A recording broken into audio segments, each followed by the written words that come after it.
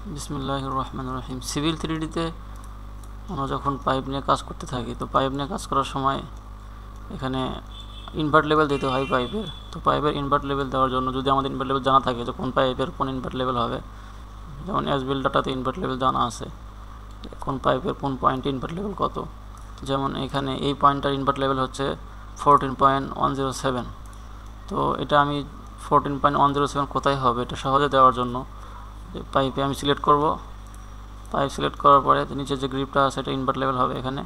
তো এইটাতে আমি ক্লিক করে এখানে 14.107 দিয়ে ইন্টার ক্লিক করলে অটোমেটিক ওই ঠিক পয়েন্টটাতে পাইপটা বসে যাবে 14.107। যেমন এখানে আছে হচ্ছে 14.104 অটোমেটিকলি পাইপ ওখানে বসে যাবে। তো এটাতে হবে হচ্ছে 14.088 ঠিক এই পয়েন্টটাতে হবে হচ্ছে 13.997।